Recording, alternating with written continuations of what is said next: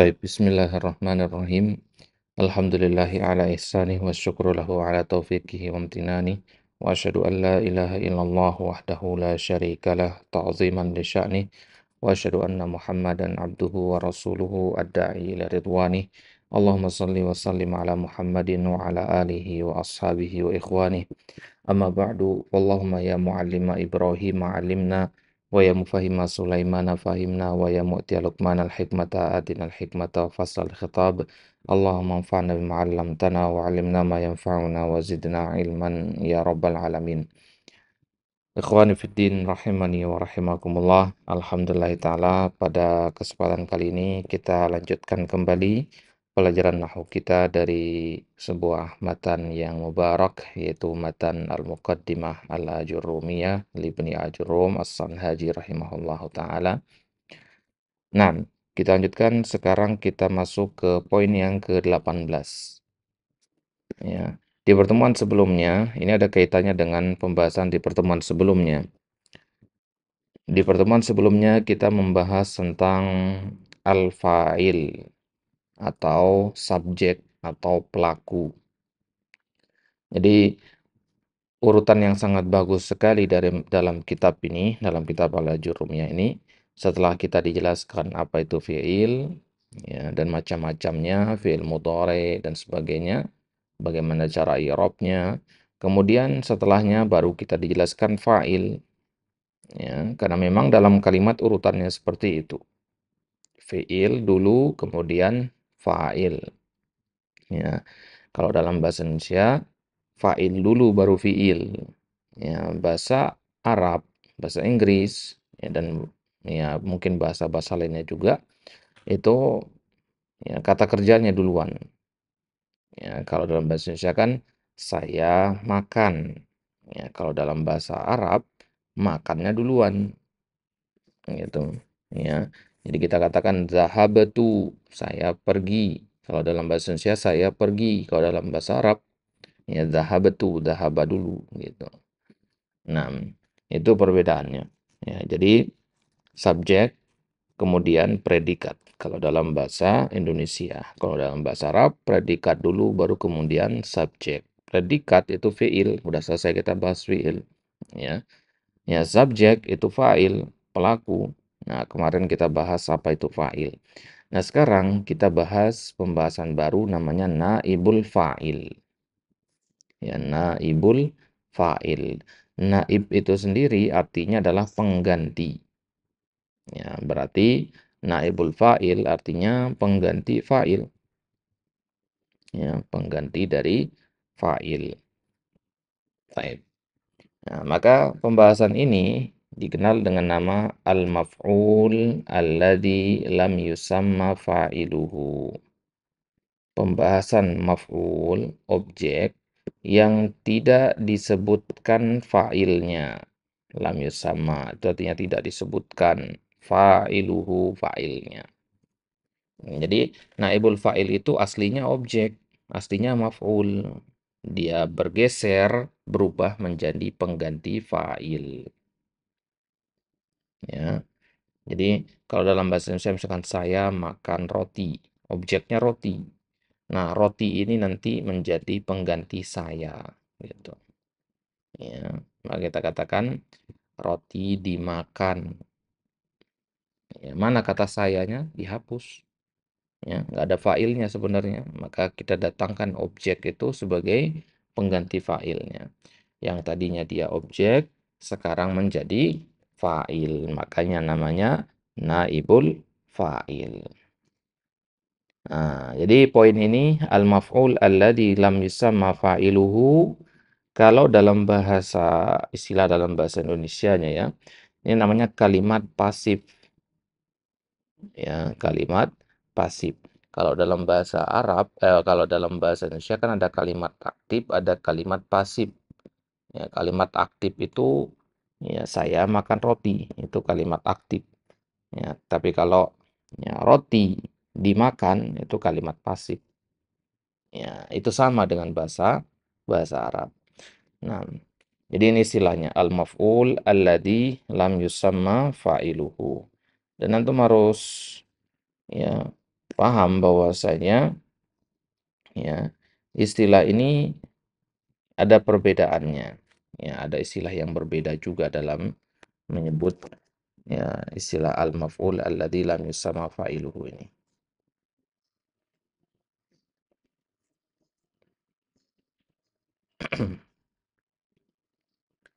Baik. Jadi al-maf'ul alladzi lam yusamma fa'iluhu itu yang tidak disebutkan fa'ilnya kan? Yang tidak disebutkan fa'ilnya. Al-maf'ul alladzi lam yusamma fa'iluhu. Kalau normal, maka dia dinamakan al-fi'lu al-mabni lil ma'lum. Ya, ini al-fi'il al-mabni lil ma'lum. Ya, misalkan ya, doroba Muhammadun Zaidan. Muhammad memukul Zaid. Ya, doroba ini ketahuan fa'ilnya di sini yaitu Muhammadun. Ya, apa? Di sini ketahuan doroba Muhammadun Zaidan. Nah, maka fiil yang seperti ini namanya fiil mabni lil ma'lum. Dengan kata lain fiil normal. Ya kita hafal-hafal itu fiil normal semua ya. Doroba, dhahaba, qara'a, sami'a, jalasa itu normal. Atau bahasa lainnya fiil mabni lil ma'lum. Ma'lum itu dari kata al-ilmu, artinya diketahui. Diketahui apanya? Fa'ilnya. Nah, Muhammad di sini fa'il. Diketahui fa'ilnya. Gitu ya. Nah, sedangkan al-maf'ul alladzi lam yusamma fa'iluhu ini dia punya istilah lain ya. Dia juga kadang disebut dengan al-fi'lu al-mabni lil majhul ya. Ini nama lainnya, al-fi'il al-mabni lil majhul. Bedanya di sini, majhulnya. Ya, kalau yang normal namanya mabni lil ma'lum, kalau yang enggak normal seperti yang akan kita pelajari namanya mabni lil majhul atau nama lainnya al maf'ul alladzi lam yusamma fa'iluhu. Maknanya sama ya. Al fi'il al mabni lil majhul artinya fa'ilnya tidak diketahui, fa'ilnya majhul. Nah, kalau kita gunakan al maf'ul alladzi lam yusamma fa'iluhu artinya ya maf'ul yang tidak disebutkan fa'ilnya. Ya, kurang lebih sama ya. Nah, jadi istilah yang dipakai oleh Ibnu Ajurrum, istilah yang di bawah ini, al-maf'ul alladzi lam yusamma fa'iluhu. Nah, inilah bentuk adab kalau kita mengi'rab di dalam Al-Qur'an ya. Misalkan manusia itu diciptakan dari tanah. Siapa yang menciptakan manusia? Allah. Maka ketika mengi'rab ayat itu, manusia diciptakan, nggak kurang pantas kalau kita katakan fi'il mabni lil majhul. Itu artinya kita menisbatkan Allah kepada sifat jahil. Majhul kan artinya tidak diketahui. Sedangkan kita tahu fa'ilnya siapa, itu Allah. Ya.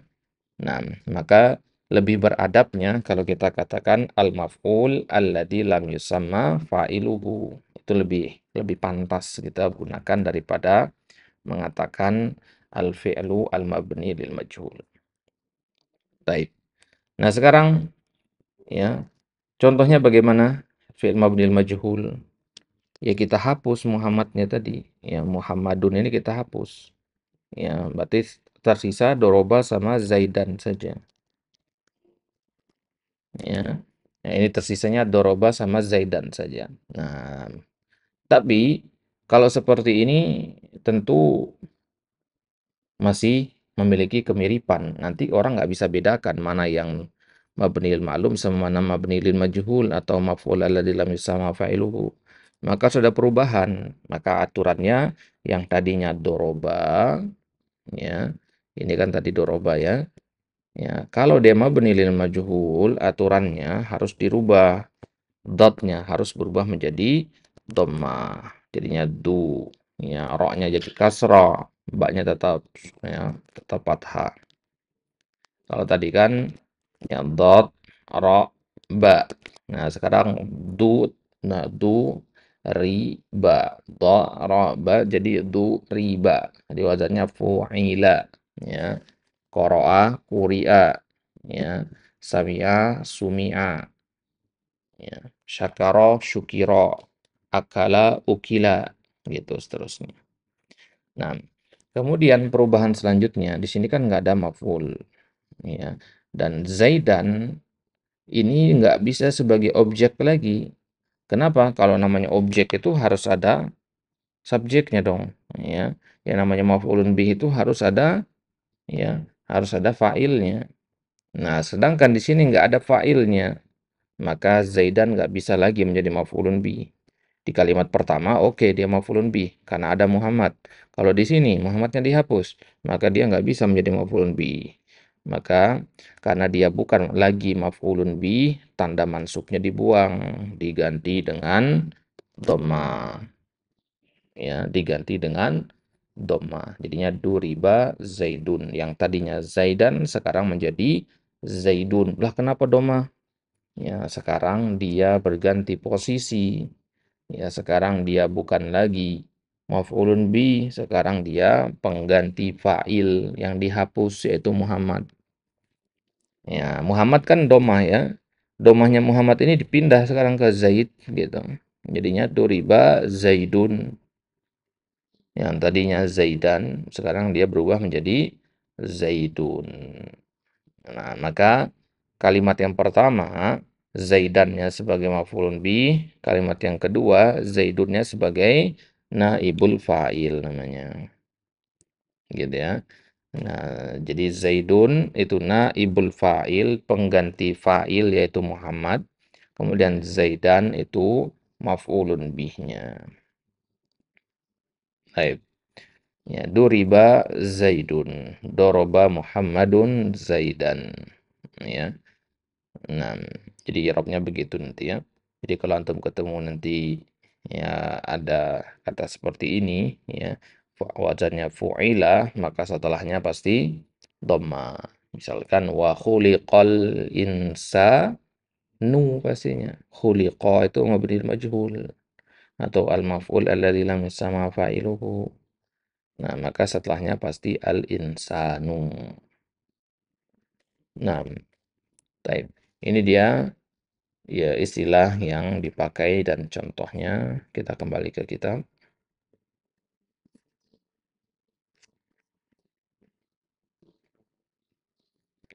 Nah, sekarang di kitab ini kita akan membahas pembagian dari naibul fa'il ini. Jadi naibul fa'il ini dibagi menjadi dua. Ada yang zahir dan ada yang mudmar. Ya, zahir itu artinya terang dan jelas. Mudmar lawannya nggak kelihatan, nggak terang, nggak jelas.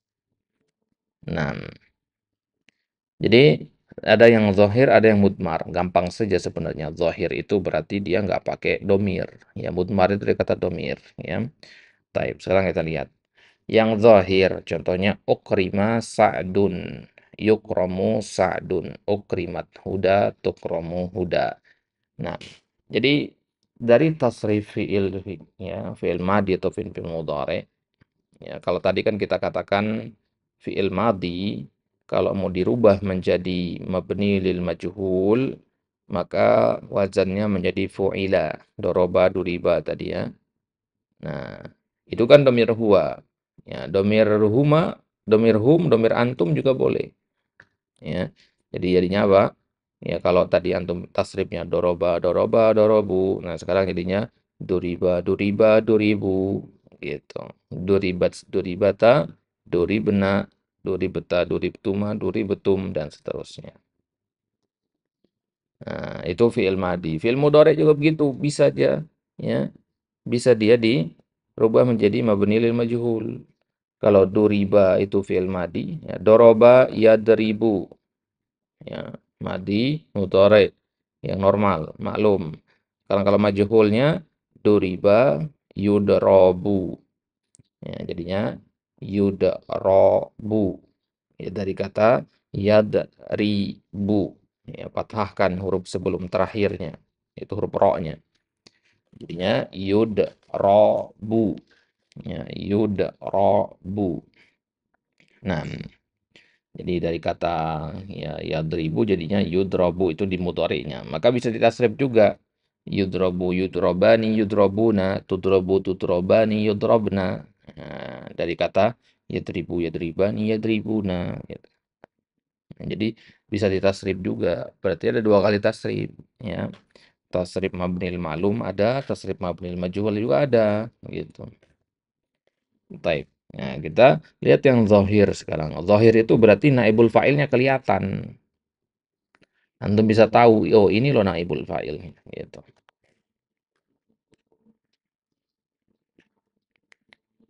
Taib. Contohnya ukrima sa'dun. Ukrima ya, ini dari kata ya, akroma. Madi ya, fi'il madi.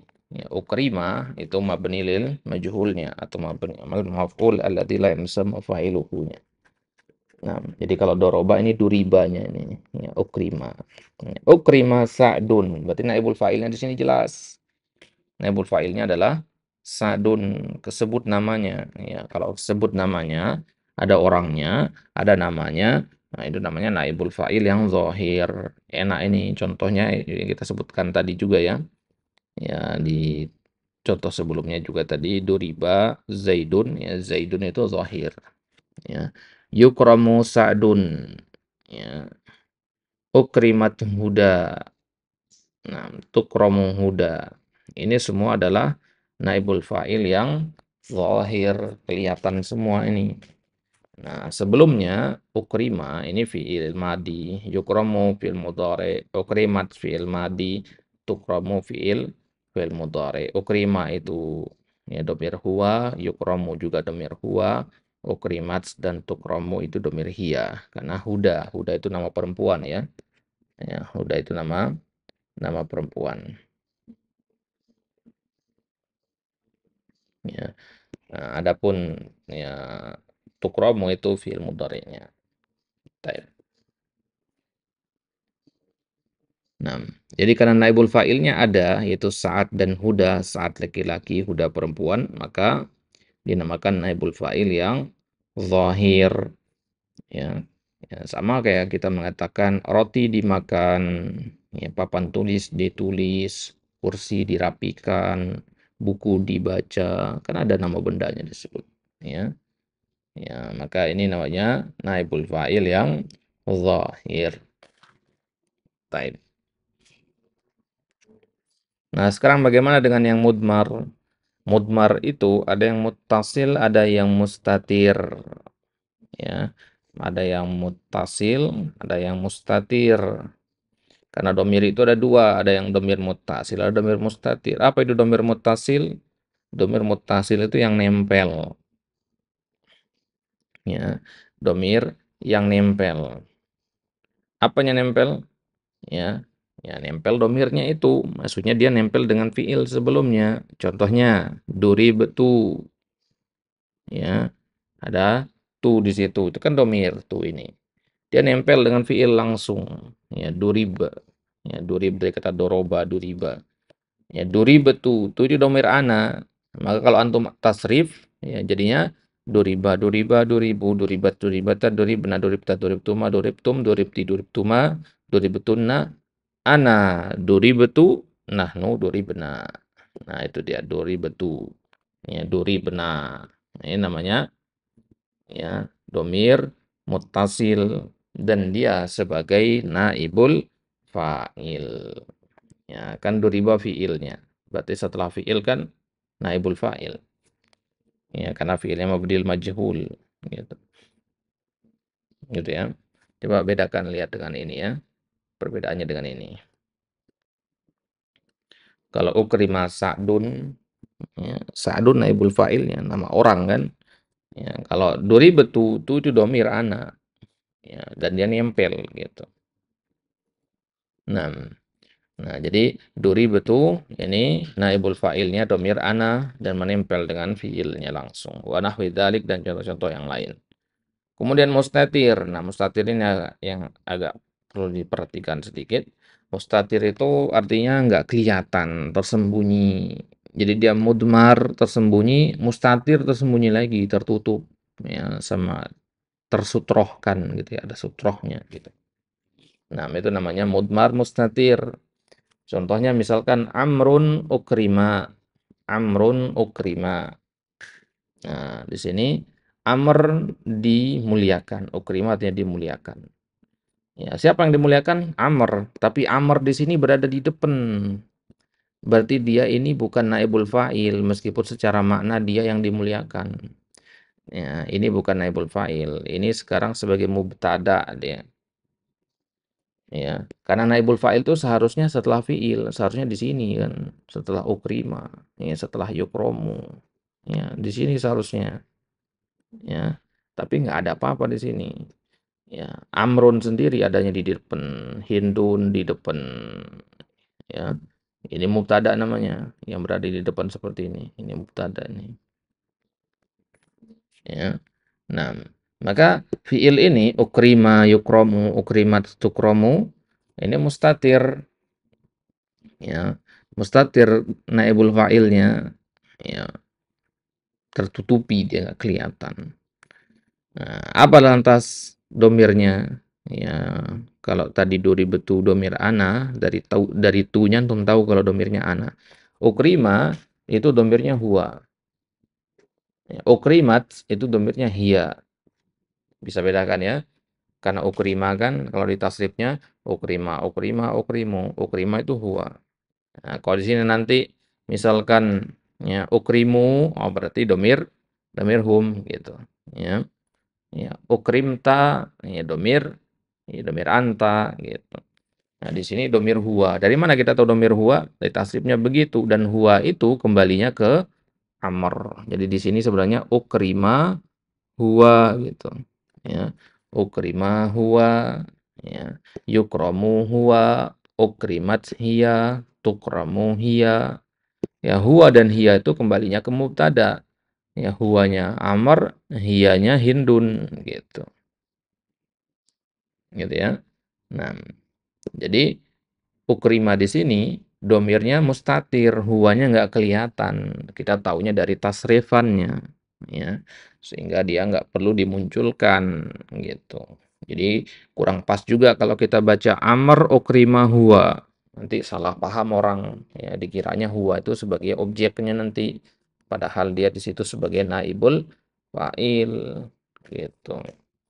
Nah, maka secara makna meskipun yang dimuliakan adalah si Amr, ya ukrima Amrun seharusnya, ya tapi kalau dikedepankan Amr maka Amr nggak bisa lagi dia sebagai ya naibul fa'il. Dia jadinya mubtada, ya mubtada. Ya, di pembahasan selanjutnya nanti kita akan bahas apa itu mubtada. Taib. Jadi Amrun ukrima.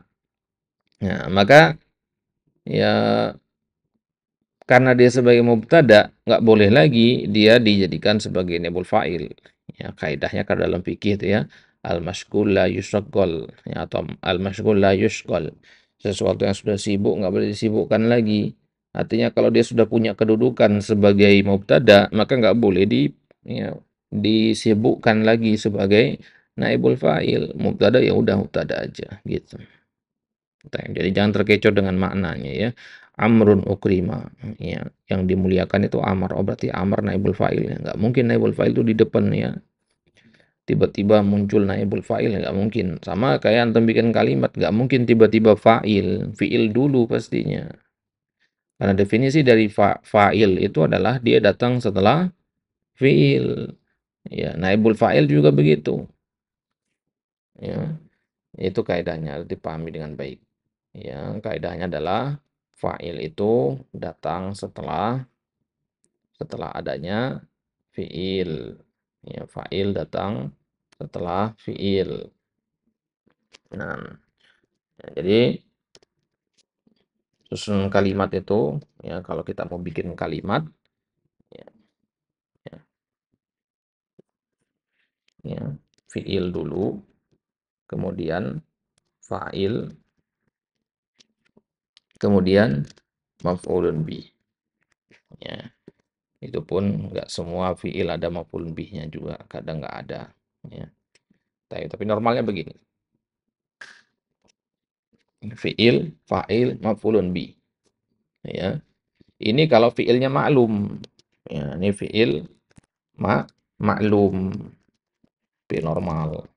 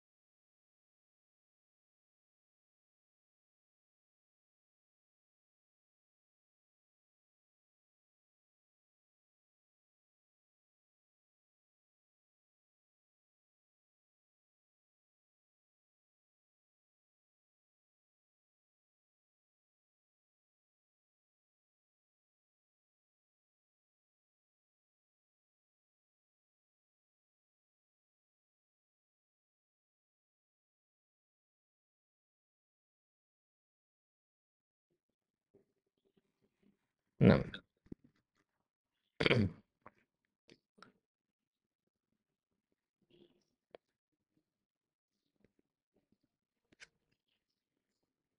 baik.